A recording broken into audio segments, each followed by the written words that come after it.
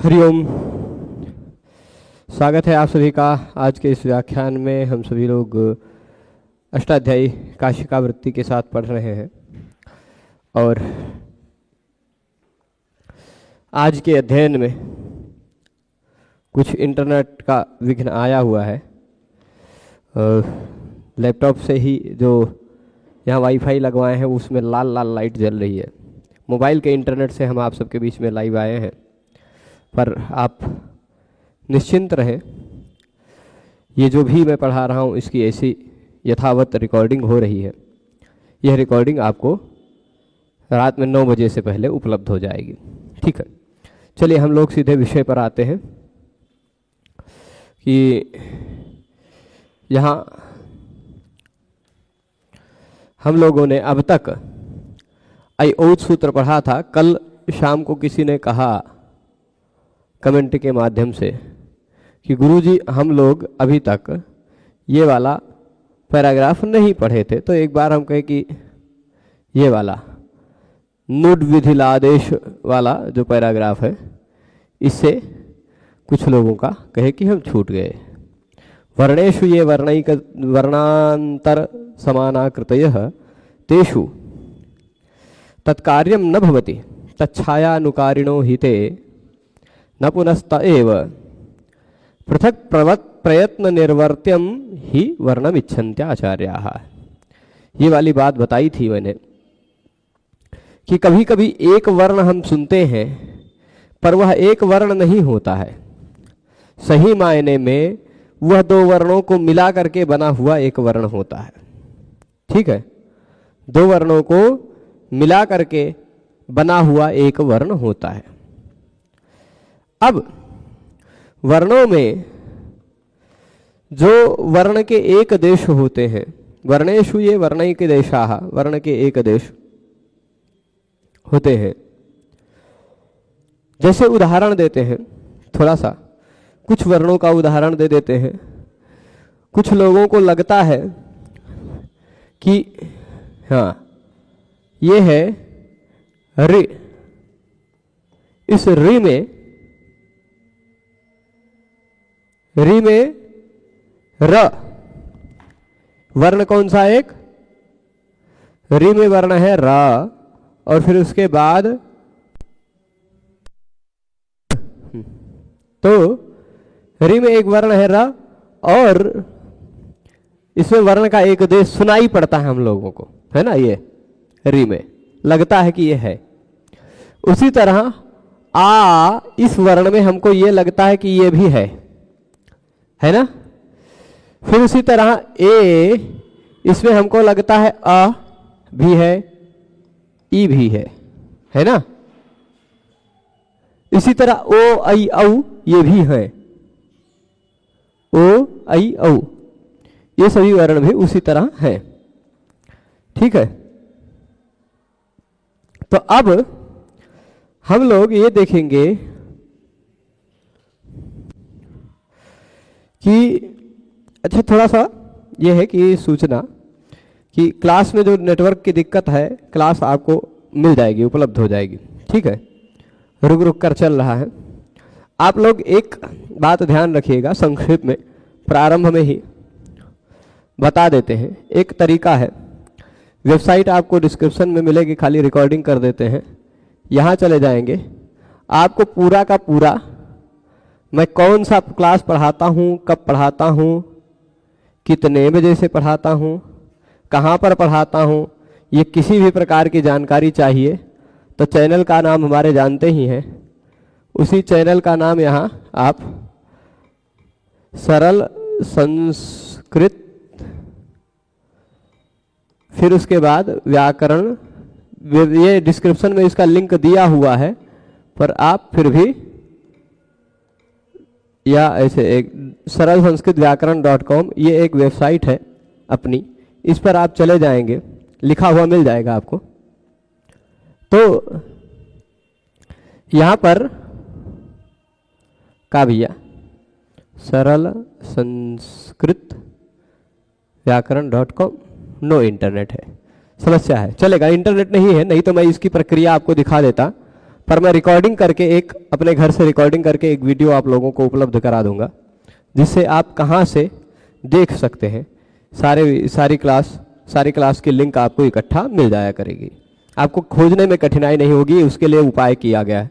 चलिए फिलहाल हम बता रहे थे कि री में र सुनाई पड़ता है, ई में ए में अ ई सुनाई पड़ता है, तो हम ए में अ ई देखें क्या या री में र देखें क्या? कोई उसको निकाल करके लगाने का प्रयास करते रहेगा या एक बार देखिएगा, हो सकता है शायद एक दो बार निकालने में लगाने में शायद आ जाए इंटरनेट। तो मैं थोड़ी देर ट्राई तो किया लेकिन नहीं आया। तो अब देखिए नीचे से तो अब देखिए मैं बता रहा था कि वर्णों में वर्ण के एक देश छिपे हुए रहते हैं। ठीक, वर्णेशु ये वर्णिक देश है। स्विच नहीं बंद करेंगे तो भी चलेगा, स्विच चालू रखें कोई दिक्कत नहीं।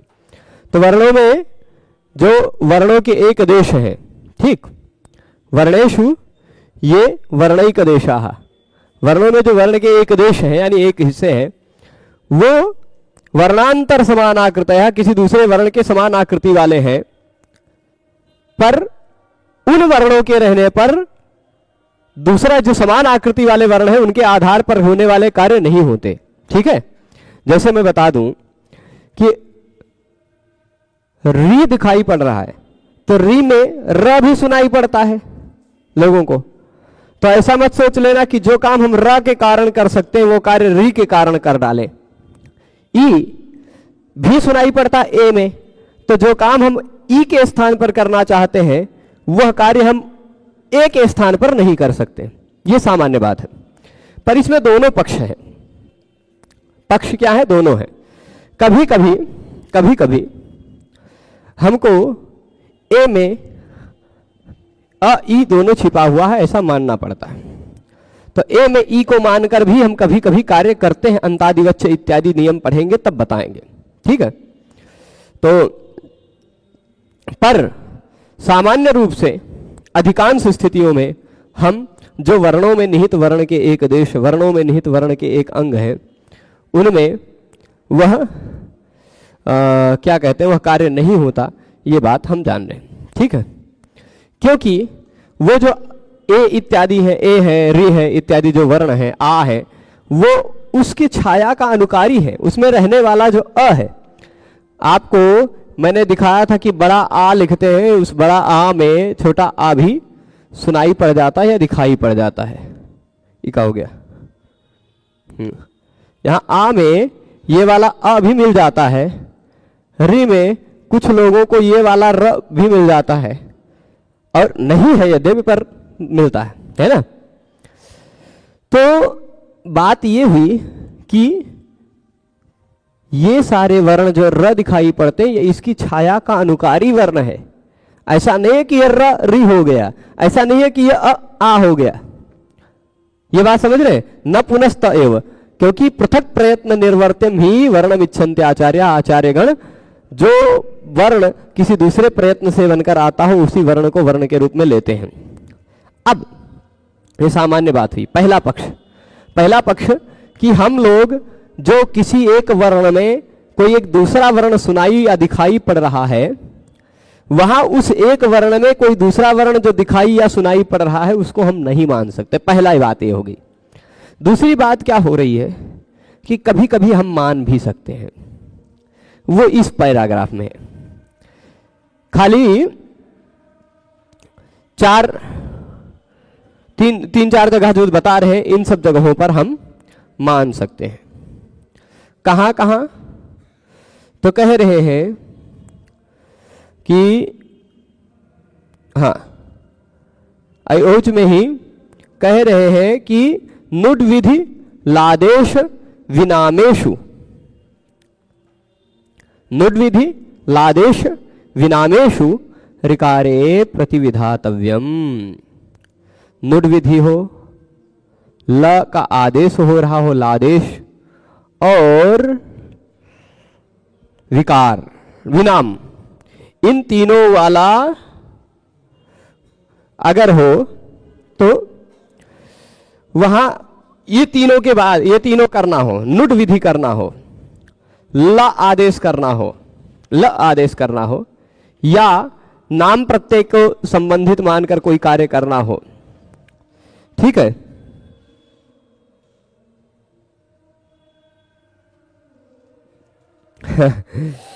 देखिए नेटवर्क की दिक्कत यहाँ क्या है, अयोध्या में मैं बता रहा हूँ, ये वीडियो में दिखाई पड़ेगा आप लोगों को, जो लोग हैं वो शायद ना दिखाई पड़े। अयोध्या में आजकल भीड़ ज़्यादा है, अपेक्षा से ज़्यादा यूज हो रहा है, पर आज तो हम चालू किए तो ये लाइट आई ही नहीं इस नेटवर्क में, लाल लाल ही जल रहा है, अभी तक भी लाल लाल जल बुझ रहा है, मतलब कहीं बीच से ही इंटरनेट कनेक्ट है, मोबाइल से चला रहे हैं, पर यहाँ कोई वाईफाई सुविधा देता नहीं है बंदरों के चलते, ये एक समस्या है। ये किसी तरह से एयर फाइबर जियो ने दिया है, पर ये भी कभी कभी धोखा देता, प्रतिदिन नहीं, पर ठीक है, ठीक हो जाएगा। अभी तो ठीक ठाक चल रहा है मोबाइल से, पर मोबाइल भी संभवतः क्लास चलते चलते डिस्चार्ज हो जाए, चार्जर नहीं लेके आए हैं, चलाते हैं। तो कह रहे नुट विधि, किसी के पास वो केबल हो तो लैपटॉप से कनेक्ट कर ले, हो तो अगर किसी टाइप का तो दीजिए। नुट विधि लादेश विनामेशु रिकारे प्रतिविधातव्यम, ये तीन बता रहे हैं। नुट विधि होना चाहिए, नुट विधि यानी नुट करना है हमें, तो हमें रिकार को र के जैसा मान सकते हैं हम। क्या कहा? तीन परिस्थितियों में री को हम र की तरह मान सकते हैं।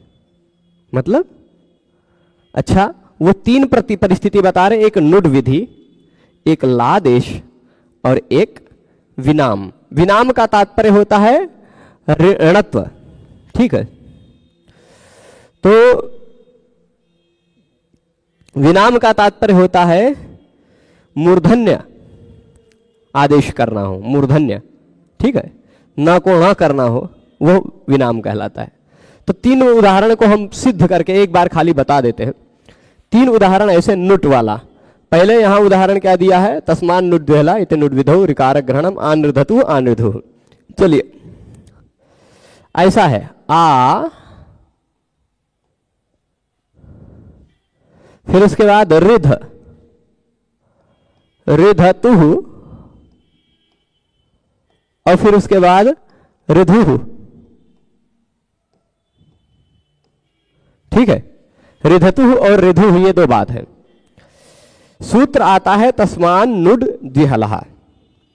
सूत्र जो लिखा है 7471, जो सूत्र दिखाई पड़ रहा है तस्मान नुड द्विहलहा, वह कहता है कि अभ्यास में यदि अभ्यास ये मतलब वृद्धि हुई है, एक मिनट थोड़ा सा फिर धीरे हो गया, तो नहीं दिखाई पड़ रहा है क्या लिखे प्रभु? चलिए नहीं दिखाई पड़ रहा तो हम लिखा के यहाँ तीनों, ये तीन चीज याद रखिएगा, नुड विधि, लादेश और विनाम। हम तीनों उदाहरणों को साथ साथ एक साथ समझा देते हैं, तब फिर आएंगे यहाँ, ज्यादा सही दिखाई पड़ेगा, है ना। ये देखिए, ये है स्थिति, ये आ है, अ था आ हो गया है, ठीक। फिर उसके बाद रिध तुहु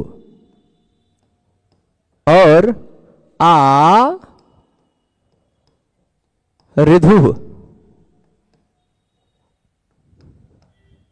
ठीक। ये दो स्थिति दिख रही है, अब दिख रहा है ना। तो ये कहता है सामान्य रूप से इसका अर्थ होता है कि यहां है तस्मात नुट द्विहलहा, द्विहल धातु होना चाहिए। क्या है? ऐसी धातु हो जिसमें दो व्यंजन वर्ण हो। सूत्र कौन सा लगता है? देखिए सूत्र जो लग रहा है वो मैं बता रहा हूं, खाली ये एक मिनट। तस्मान नुड द्विहलहा, ये कहता है दो हल वाला, यानी दो व्यंजन वर्ण वाला कोई धातु हो, दो व्यंजन वर्ण वाला कोई धातु हो, उससे पहले दीर्घभूत आ रहा हो, दीर्घभूत आ रहा हो, उस दीर्घभूत आ के बाद दो व्यंजन वर्ण वाला कोई धातु हो, तो इसको द्विहल धातु को, दो व्यंजन वर्ण वाले धातु को नुट आगम हो जाता है। क्या हो जाता है? नुट। नुट जुड़ जाया करता है इससे पहले। अब आप बताइए, ये रिध जो दिखाई पड़ रहा है, दो व्यंजन है क्या इसमें? रिध में मूल रूप से दृढ़ धातु है। रिध दो व्यंजन वर्ण वाली धातु नहीं है। ये प्रत्यय लगने के बाद भले यहां दो व्यंजन हो गया हो, पर रिध में तो दो व्यंजन नहीं है ना। रिध धातु में तो दो व्यंजन नहीं है ना, दो व्यंजन वाली धातु मूल तो नहीं है। अनरिधु में भी, रिध में दो धातु तो है नहीं, तो दो व्यंजन वर्ण तो है नहीं। दो व्यंजन वर्ण नहीं है तो इसको तो नुट आगम नहीं हो पाएगा। पर कह दिया नहीं, नुट का विधान करना हो और ल आदेश करना हो और मूर्धन्य आदेश करना हो, ये तीन काम करना हो, यदि नुट तीन काम में आरक्षण दे दिया, विशेष तीन काम में, ये जो र है ना, वो ये जो री है ना, वो र के समान मान लिया जाएगा। री जो है वह र के समान मान लिया जाएगा।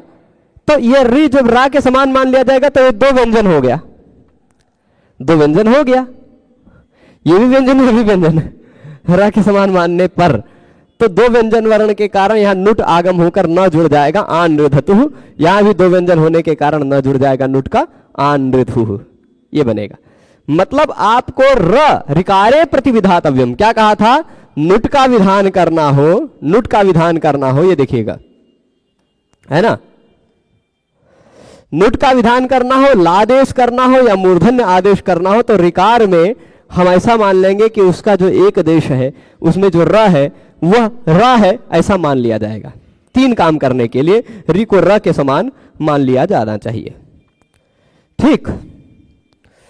और अब इसके बाद देखिएगा नुट विधि, लादेश और विनाम। ये अब लादेश का उदाहरण दे रहे हैं। लादेश का यही देख लीजिए, कृपो रोलहा। कृप एक धातु है, उस कृप धातु में र के जगह पे ल हो जाता है। अब कृप में तो र है ही नहीं, कृप में तो र है ही नहीं, तो यहां भी री को र के समान मान लिया जाएगा और ला को लृ के समान मान लिया जाएगा, तो लृ हो जाएगा। ठीक है। तो यहां भी लादेश करना है, ल आदेश करना मतलब लृ आदेश करना है, लृ आदेश। लादेश मतलब लृ आदेश करना है कृपोरोलह से, तो यह री को र के समान मान लिया जाएगा। ठीक है, री में र है ऐसा माना जाएगा। इति लादेशे ऋकारक ग्रहणम। फिर इसके बाद विनामेशु, और हाँ ये ल आदेश का यहां देखो, कृप को क्लृप्तवान बना लिए, है ना।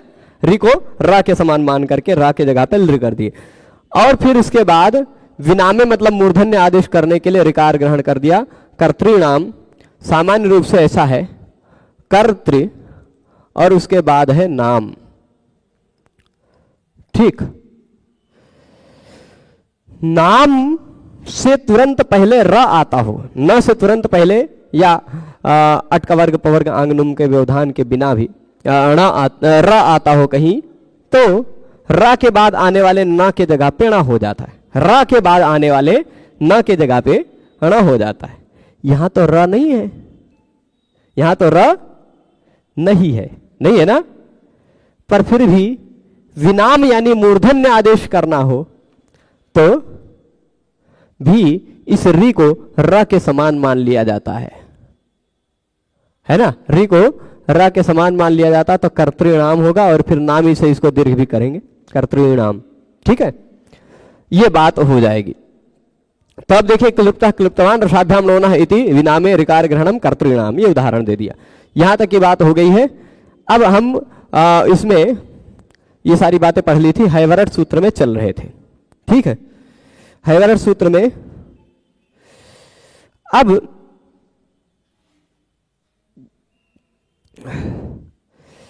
वीडियो बार बार रुक जा रही है हमारे इंटरनेट के चलते, क्योंकि मोबाइल के इंटरनेट से चल रहा है प्रभु। तो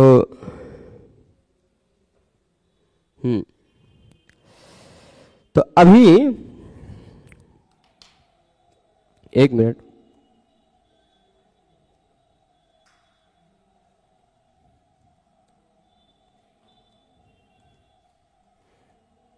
बोलूंगा तो वो लोगों तक जाएगा नहीं, तो उत्तर दे देता हूं।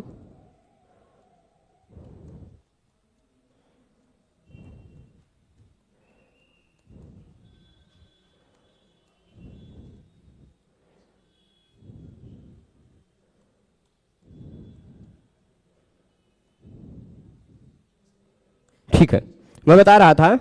अब यहां हैवरट में देख रहे थे हम लोग कि ह, य, व, र, ये 4 वर्णों का उपदेश किया गया है। हैवरट में 4 ही वर्ण है ना, तो 4 वर्णों का उपदेश किया गया है। और फिर पूर्व के भी कुछ वर्णों का उपदेश हो ही चुका है। आप जानते हैं पूर्व के 9 वर्णों का उपदेश हो चुका है। अंत में टा को इत्संज्ञक वर्ण रखे हैं, किस लिए? प्रत्याहार ग्रहण करने के लिए।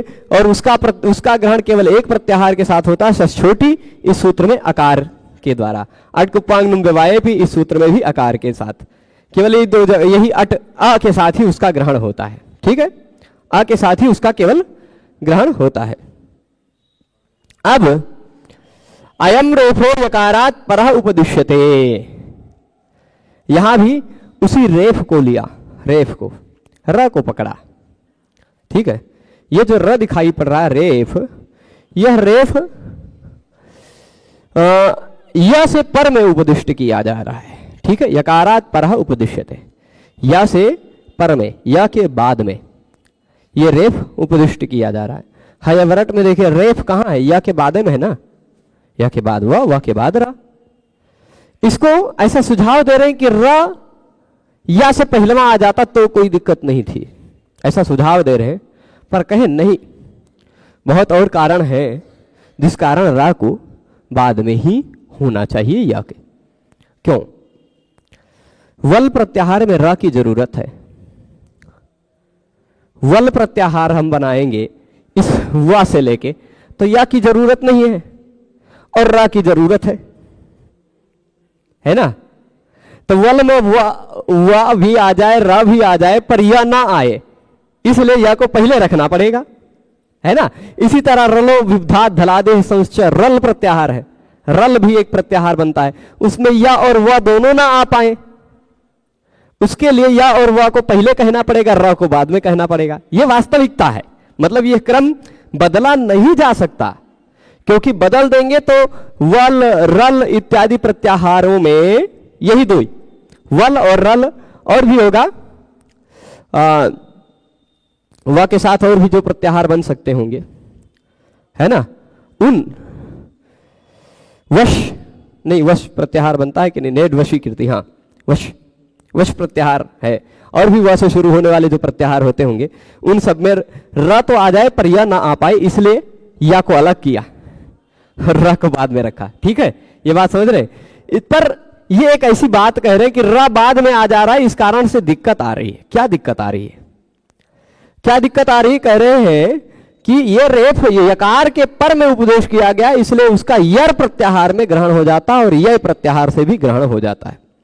जब भी हम यर प्रत्याहार कहते हैं तो यर प्रत्याहार में यवर अला यमगणना झपघटता कपश, यहां तक यर आ जाता है। जब भी हम यह कहते हैं तो यवर अला यमगणना झपघटथा झपगडदा खप छठथ चटता कप, यहां तक यह प्रत्याहार भी बन जाता। 14 सूत्र आप जरूर याद रख लीजिएगा। तो यर प्रत्याहार हो चाहे यय प्रत्याहार हो, दोनों के दोनों जो प्रत्याहार है, ये 2 के दोनों प्रत्याहारों में र की जरूरत नहीं है। र के बिना काम चल सकता है, लेकिन फिर भी उसका ग्रहण हो जाएगा, ये बात कह रहे हैं। और यदि र का ग्रहण हो जाएगा तो समस्या कहां आएगी? एक तो यरो नुनासिके नुनासिको वा में, एक अचो रहाभ्याम द्वे में, एक अनुस्वार से यही परसवर्णा में। ये तीनों बातों को मैं समझाता हूं यहां।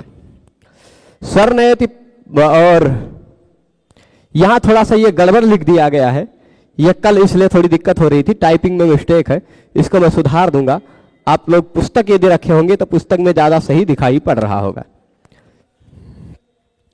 तो अब देखिए, एक तो है स्थिति ये, पहले स्वर और नयति, स्वर धन नयति,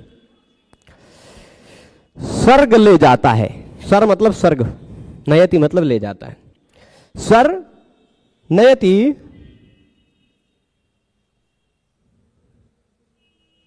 ठीक है, मैं उपाय बताऊंगा, प्रभु थोड़ा सा वेट करें, है ना। है अब स्वर नयति और प्रातर नयति, एक उदाहरण और ले लेते हैं। प्रातर नयति, इन दोनों उदाहरणों में ये देखिए, ये वर्ण जो र दिखाई पड़ता है यह यर है कि नहीं? यर है। इसके तुरंत बाद ये अनुनासिक वर्ण है। अनुनासिक है। अनुनासिक वर्ण कौन से होते हैं ये आपको बता दूं, जिनका उच्चारण मुख और नासिका दोनों से होता है। मतलब व्यंजनों में मुख्य रूप से या व ल भी है और या म न ये है, या म न, मुंह और नाक दोनों से इनका उच्चारण होता है, इस कारण ये अनुनासिक है। तो यर वर्ण के बाद यदि अनुनासिक वर्ण आता हो, यर वर्ण के बाद यदि अनुनासिक वर्ण आता हो तो यर वर्ण के स्थान पर भी विकल्प से अनुनासिक हो जाता है। ये बात है, ये नियम है ना। जगत नाथ, जगन्नाथ, जगन्नाथ ताके जगह पे न हो गया, है ना। तत्मय, तन्मय, तन्मात्र, ऐसे बहुत सारे उदाहरण मिलते हैं ना। तो उस वर्ग के मतलब किसी भी यर वर्ण के स्थान पर, यर मतलब यवरला यमगाना झबगढ़ झबगढ़ खप छठ छट कप, इतने वर्णों के स्थान पर अनुनासिक हो जाया करता है। अब बताइए इस र के जगह पे अनुनासिक होना चाहिए कि नहीं होना चाहिए? नियमानुसार, नियमानुसार र के जगह पे अनुनासिक हो जाना चाहिए। अब र के जगह पे जब हम अनुनासिक करने जाएंगे तब व्यंजन ही कोई अनुनासिक होगा, कोई अनुनासिक व्यंजन ही होगा ना। अब अनुनासिक व्यंजनों में देखा जाए तो अनुनासिक व्यंजन खाली इतने हैं, ग, य, ण, न और म। फिर उसके साथ साथ एक्स्ट्रा में ये भी है, य, व और ल, ये तीनों भी अनुनासिक होते हैं हलंत में। ठीक, ये संस्कृत व्याकरण में। तो कुल मिलाकर व्यंजनों में ये 8 अनुनासिक हैं। इस र के जगह पे इन 8 में से कोई एक आना चाहिए, आ जाना चाहिए स्वर नयति प्रातर नयति में। कहेंगे जब कभी भी हम लेके आते हैं किसी एक वर्ण के स्थान पर कोई दूसरा वर्ण तो हम समानता देख के ही लाते हैं। र के स्थान पर हम देखेंगे यहां कौन कौन है जो र के समान है, लाया जा सकता है। जैसे त के जगह पे न लाते हैं, क्यों लाते हैं त के जगह पे, या द के जगह पे न लाते हैं, ग के जगह पे न लाते हैं, ग के जगह पे ग लाते हैं, क्यों? ग के जगह पे ग क्यों होता है? क्योंकि ग और ङ में समानता है, एक ही वर्ग के हैं, उच्चारण स्थान भी समान है और प्रयत्न भी, आभ्यंतर प्रयत्न भी एक जैसा है। तो उच्चारण स्थान और आभ्यंतर प्रयत्न ये दोनों देख करके, दोनों की समानता देख करके ही हम उस वर्ण के स्थान पर कोई वर्ण आदेश करते हैं। अब इस र के जगह पे र से उच्चारण स्थान मिलने वाला, इसमें र मूर्धा ये भी नहीं आ सकता, ये भी नहीं आ सकता, र से मिलता जुलता नहीं है, य, व, ल, म कुछ भी नहीं हो सकता। केवल उच्चारण स्थान र का और ण का मिलता जुलता है। ये भी मूर्धा, ये भी मूर्धा, ऋतु रसाणाम मूर्धा। तो र के जगह पे क्या हम ण कर सकते हैं? ठीक है, तो र के जगह पे क्या हम ण कर सकते हैं? कहेंगे नहीं। क्यों? क्योंकि र का आभ्यंतर प्रयत्न अलग है, इसका आभ्यंतर प्रयत्न अलग है। तो अब र के स्थान पर इस नियम के आधार से कोई हो ही नहीं पाएगा। तो यर में र का ग्रहण बेकार है। ये प्रश्न समझ गए कि नहीं? यर में र का होना बेकार है, र होता ही नहीं, हो ही नहीं पाएगा। तो बात यह है, कभी कभी सामान्य नियम जो बना दिए जाते हैं, है ना, सामान्य नियम बता दिया जाता है। जैसे मान लीजिए इस कमरे में सब लोग बैठे हैं, हम ऐसे कह देंगे, खाली इस लौकिक उदाहरण बता रहे हैं सामान्य, हम कह देंगे कि इस कमरे में जितने लोग बैठे हैं सबको रोज सुबह 5 बजे उठ के दौड़ना है 2 किलोमीटर, ऐसे कह दिए। अब संयोग से एक व्यक्ति ऐसा है जो दोनों पैरों से लंगड़ा है, दोनों पैर नहीं, वो कैसे दौड़ेगा बताइए? नियम तो सबके लिए बना दिया, लेकिन उसमें से कोई वर्ण ऐसा है जो असमर्थ है तो उस पर वो कार्य नहीं होगा, उसको आरक्षण मिलेगा। तो सभी यर को तो अनुनासिक करने का विधान कर दिया, पर उसमें से जो र है ना, उसका कोनो अनुनासिक के साथ गठजोड़े नहीं हो सकता। कोई ना तो वो खुद अनुनासिक है, ना तो किसी अनुनासिक से मिलता जुलता है। इस कारण र को आरक्षण मिल जाएगा, ये बात है, ठीक है। पर र का ग्रहण वहां होना चाहिए, कोई दिक्कत नहीं। अब हम आते हैं, दूसरा उदाहरण दिया था उन्होंने, एक तो स्वर नयति प्रातर नयति, उसके बाद कौन सा दिया है एक बार देखिएगा। स्वर नयति प्रातर नयति, क्योंकि पुस्तक फिर पलटना पड़ेगा बार बार, इधर पीपीटी लाना पड़ेगा, पर मैं बता देता हूं, ठीक है। मद्रहृद भद्रहृद, ये दो उदाहरण देखिएगा। इसमें भी दो उदाहरण है। एक मद्र, पीपीटी में टाइप गड़बड़ है, हा में री लगा हुआ पर है र, मद्र ह्रद या मद्र ह्रद, और भद्र ह्रद, ठीक। यहां नियम लगता है अचो रहाभ्याम द्वे। देखिए नियम क्या लगता है, यह है अचो रहाभ्याम द्वे। नियम को ध्यान से समझिएगा, मैं खाली सूत्र का जैसा फॉर्मूला वैसे मैं लिख देता हूं। पहले हो स्वर, इस सूत्र का अर्थ क्या है, स्वर वर्ण प्लस र अथवा ह, स्वर वर्ण प्लस र अथवा ह, और प्लस यर। यहां से यरोनुनासिके नुनासिको वासे यर का प्रसंग चल रहा है, तो ये यर अकेला नहीं रह जाता है। स्वर प्लस र ह प्लस यर यदि हो तो स्वर तो वैसे का वैसा बचता है, र ह वैसे का वैसा बचता है, पर ये यर क्या हो जाता है, यर हो जाता है, डबल हो जाता है। यही अचोराभ्याम द्वय का मतलब है। पहले हो अच यानी स्वर वर्ण, उसके बाद र ह हो, र अथवा ह हो, उसके बाद आ रहा हो यर, तो वह डबल हो जाया करता है। अब जरा ध्यान से देखिए, यर प्रत्याहार में हम अगर र को मानते हैं तो यहां देखिए मद्र हृदय में, ये देखिए मैं इसे तोड़ रखा हूं, मद्र पूरा लिख देता हूं। ऐसा एक काम करते, पूरा तोड़ के ही लिखते, म अ द र अ, दिख रहा है ना इतना।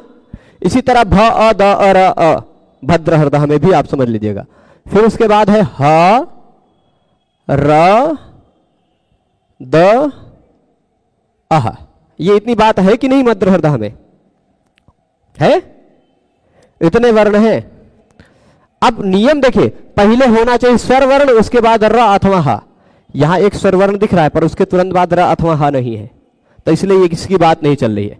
बात किसकी चल रही है वो देखिएगा, यहां मैं अलग कलर से हाईलाइट करके दिखाता हूं। ये रहा स्वर वर्ण, उसके बाद ये रहा र अथवा ह, है कि नहीं।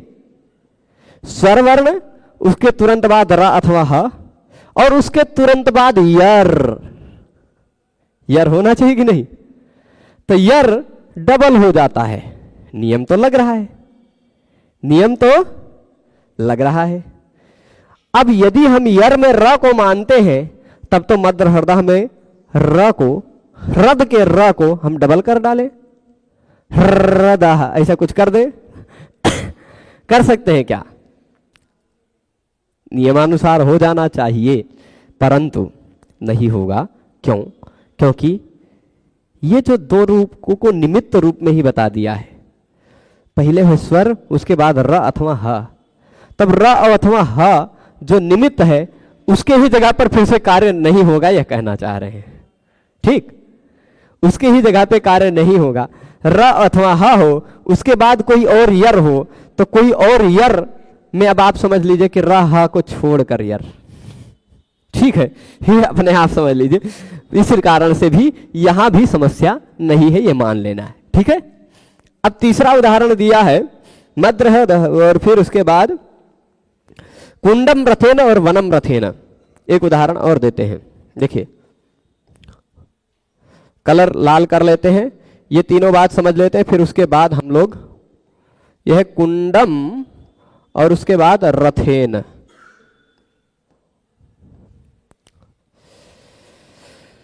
फिर उसके बाद एक और उदाहरण लिख देते हैं, वनम रथेन। यही र ही रखते हैं बाद में। र को पकड़िएगा ध्यान से। नियम लगता है अनुस्वारस्य यही, ये नियम है। पर सवर्ण, यहां छोटी से लिख देते हैं, पर सवर्ण। नियम समझिएगा। यह कहता है कि पहले हो अनुस्वार, अनुस्वार मतलब यही बिंदी, ठीक। अनुस्वार के बाद हो यय, ठीक। अनुस्वार प्लस यय हो तो अनुस्वार अनुस्वार नहीं रह जाता, अनुस्वार अनुस्वार नहीं रह जाता, अपितु पर सवर्ण हो जाता है। यहां यद्यपि वा पदांत से नियम लगेगा, पर अनुस्वार से यही परसवर्ण से परसवर्ण की अनुवृत्ति आ रही है, ठीक है। नियम अनुस्वार से यही परसवर्ण नहीं लगेगा, वा पदांत से लगेगा। पर फिर भी जैसे आपने दिखा होगा, ये संत ऐसा लिखते हैं। पहले यहां अनुस्वार था, उसके बाद पर वर्ण है, ता उसका सवर्ण न आ गया। मंदिर द के पहले न आ जाएगा। गंगा तुरंत बाद में ग है तो अंगा आ गया, है ना, उसी का सवर्ण, पर वर्ण का सवर्ण आ जाता है। तो वैसे ही वनम रथेन में इस अनुस्वार की जगह पर रा का कोनो सवर्ण हो जाना चाहिए, रा का कोई सवर्ण हो जाना चाहिए, क्योंकि ये रहा अनुस्वार, उसके तुरंत बाद ये रहा यय, यय में आ जाएगा, क्योंकि या के बाद कहा गया है, या के बाद कहा गया तो यय में आ जाएगा। और यदि यय में आ जाएगा तो यय से पहले आने वाले अनुस्वार को अनुस्वार नहीं रह जाता, वह बाद वाले वर्ण का कोनो सवर्ण वर्ण आ जाता है, रा की जाति का कोनो आ जाता है। तब अनुस्वार की जगह पे क्या रखेंगे आप, रा की जाति का। अनुस्वार के जगह पर रा की जाति का कोई वर्ण आ ही नहीं सकता, कोई वर्ण है ये नहीं जो अनुस्वार से मिलता जुलता हो, तो मिलने जुलने के ना होने के कारण नहीं हो पाएगा, तो ये भी कोई बड़ी समस्या नहीं है। यही तीन बातें थी, इसको अब यहां मूल वृत्ति के आधार पर हम समझते हैं। ये जो बात इन्होंने कही है उसके अनुसार देखिए, स्वर नयति प्रातर नयति में यरोनुनासिके अनुनासिको वा से अनुनासिक होने लग जाता है। मैंने बताया क्यों नहीं हो पाएगा, र को अनुनासिक हो जाने लगता, स्वर र के जगह पे कोनो अनुनासिक नहीं हो पाएगा। मध्य हृद भद्र हृदय जो लिखा यहाँ हृद होना चाहिए, ठीक है। मध्य हृद भद्र हृद में ये जो र है इसको डबल होने लग जाएगा, द्विवचनम प्राप्नोति, द्वित्व होने लग जाता अचोराभ्यम जैसे, है ना। और कुंडम रथेन वनम रथेन में यहाँ पर अनुस्वार से यही परसवर्ण लिखा है, पर होना नहीं चाहिए, होना चाहिए वा पदांत से, है ना, ये गड़बड़ी लिख दी है, से परसवर्ण प्राप्त होने लग जाता है। तो कहेंगे ये भी कोई दोष नहीं है, नैष दोषा, ये कोई दोष नहीं है, होने दीजिए, क्या दिक्कत है। अब नैष दोषा कह के जो बातें कह रहे हैं वो मैंने समझा दी है, संक्षेप में बता रहे हैं, ठीक है। आकृतौ पदार्थे समुदाय, सामान्य रूप से हम जाति को पदार्थ मानते हैं, आकृति यानी जाति को। सामान्य रूप से नियम यही है, हम लोग पदार्थ के रूप में जाति को मानते हैं, ठीक। और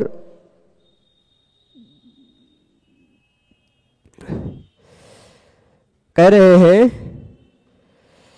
ये समुदाय में, हाँ, आकृति को हम पदार्थ मान करके जब हम समुदाय की दृष्टि से देखते हैं तो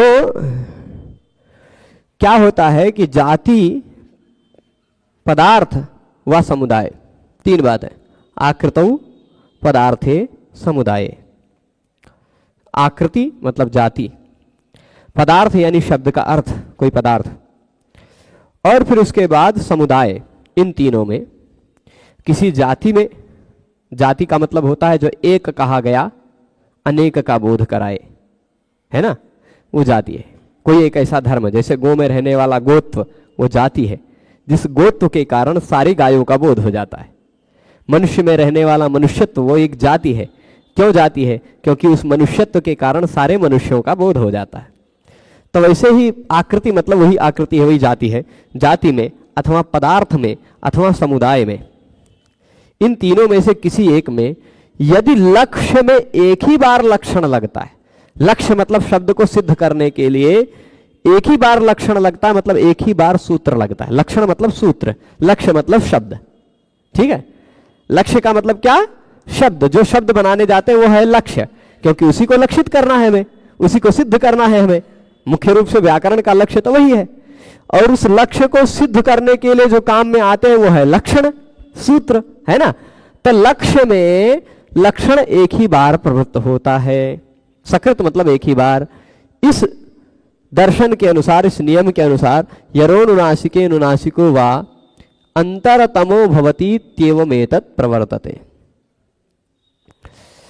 यरोनुनासिके नुनासिको वा तब लगेगा ना जब अंतरतम होगा, समानतम होगा, तब तो लगेगा, है ना।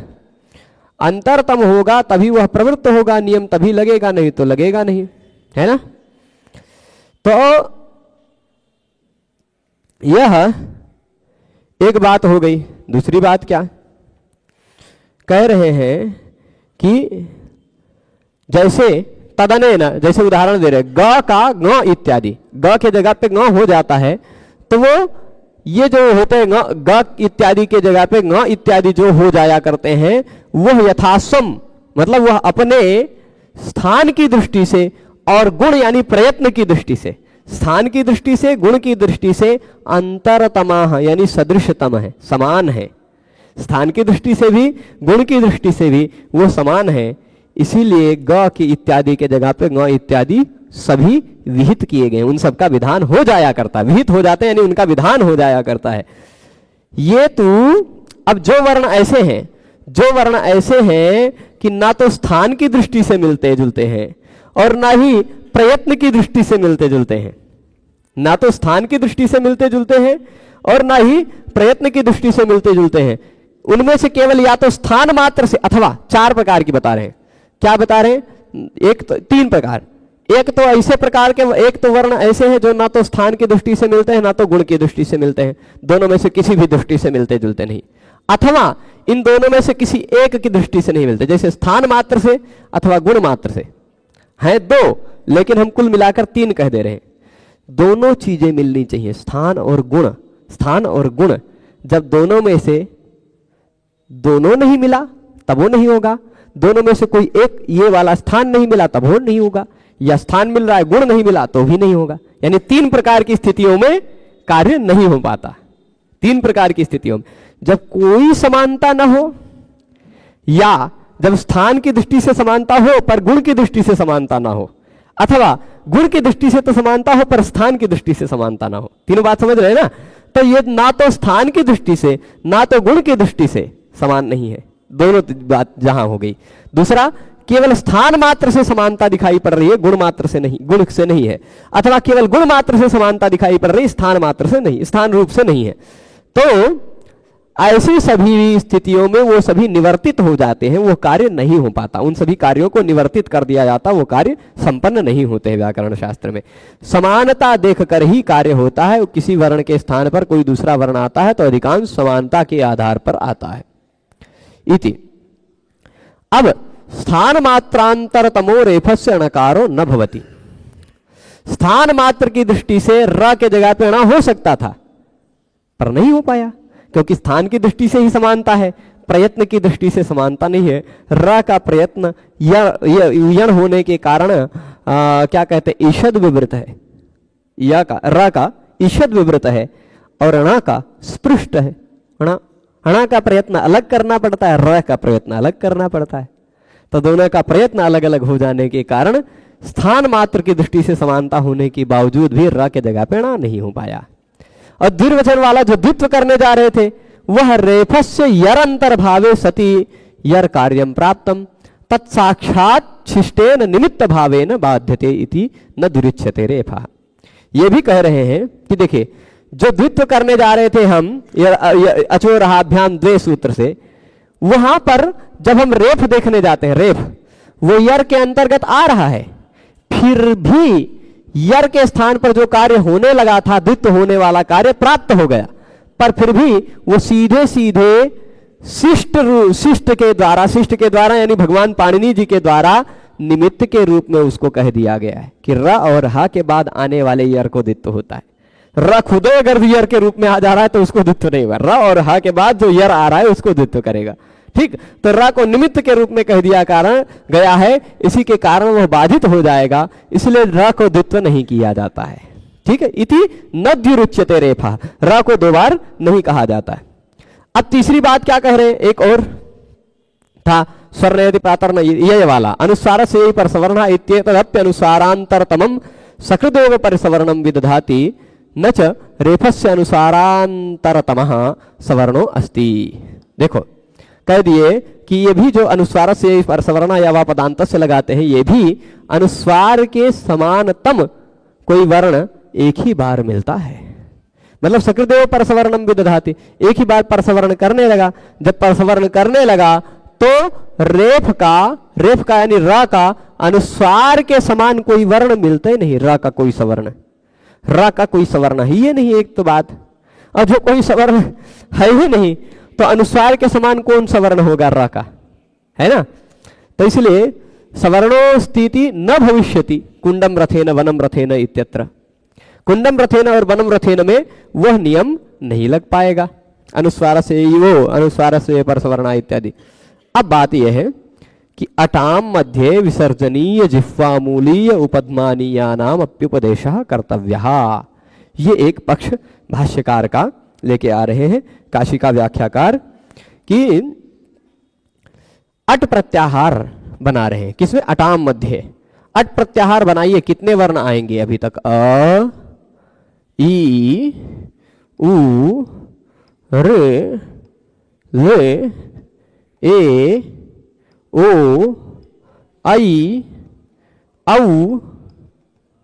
ह, य, व और र। इतने वर्ण है ना, 13 वर्ण है कुल मिलाकर अट में।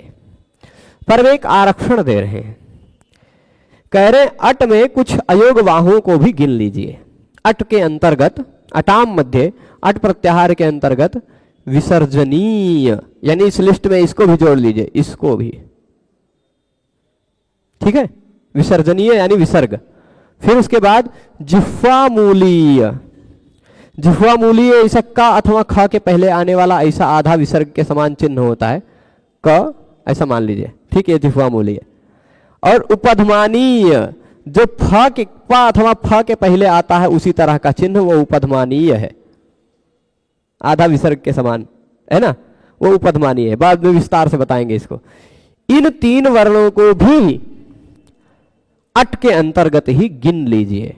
ये किसी के अंतर्गत नहीं आते हैं यद्यपि, क्योंकि सूत्र में इनको गिना नहीं गया है, पर फिर भी इनको हम लोग विसर्ग, उपधमानीय और जिह्वामूल्य, इन तीनों को भी अट के अंतर्गत गिन लें, जिससे उरह केण इत्यादि शब्द, उरह केण, उरह केण, उरह पेण, उरह पेण, ये सब बनेगा। यहाँ पर भी अडव्यवाये णत्वम यथा स्यात्। ठीक, अट व्यवधान होने पर भी णत्व हो जाए। इस पर और बहुत सारे पक्ष हैं, उन पक्षों को हम लोग कल जानेंगे। आज विषय रोकते हैं। खाली निवेदन है, प्रयास करते हैं, इंटरनेट अभी तक नहीं आया तो नहीं दिखाई पड़ेगा, पर मैं आप लोगों को आज रात में एक वीडियो बनाकर डाल दूंगा कि किस तरह से आप सभी वीडियोज से जुड़ सकते हैं। और निश्चिंत रहें, कोई भी एक भी क्लास गड़बड़ नहीं होगी। यहाँ जो सामने बैठकर पढ़ते हैं, उन सामने बैठकर पढ़ने वालों के लिए तो कोई दिक्कत नहीं है, स्पीकर भी है, सब तक अंत तक आवाज़ जाती है। पर जो दूर बैठकर पढ़ते हैं उनके लिए कभी कभी इंटरनेट एक व्यवधान बनकर आ जाता है, बाधा बनकर आ जाती है। हमें तो पढ़ाना, यहाँ पढ़ाना उसी समय के हिसाब से है, पर जो लोग बैठे हैं उस समय यदि किसी कारणवश इंटरनेट नहीं कार्य कर रहा है तो वो लोग बाधित हो जाते हैं। पर आप निश्चिंत रहें, प्रत्येक क्लास की रिकॉर्डिंग भी साथ ही साथ होती है। वह रिकॉर्डिंग आपको रोज उपलब्ध भी हो जाया करेगी।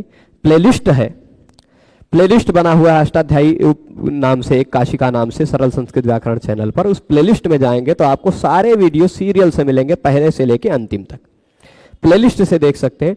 अथवा सरल संस्कृत व्याकरण .com, जो डिस्क्रिप्शन में हम लिंक दिए हैं वेबसाइट का, उस पर जाकर वहां पर भी आपको सारा मिल सकता है। गूगल प्ले स्टोर पर सरल संस्कृत व्याकरण नाम का एक ऐप भी है, वो भी डाउनलोड करेंगे तो उसमें भी मैं सारा क्लास डाल दूंगा। आज रात में पढ़ जाएगा, 6 के 6 क्लास उसमें भी मिल जाएंगे। ठीक है, सरल संस्कृत व्याकरण ऐप है।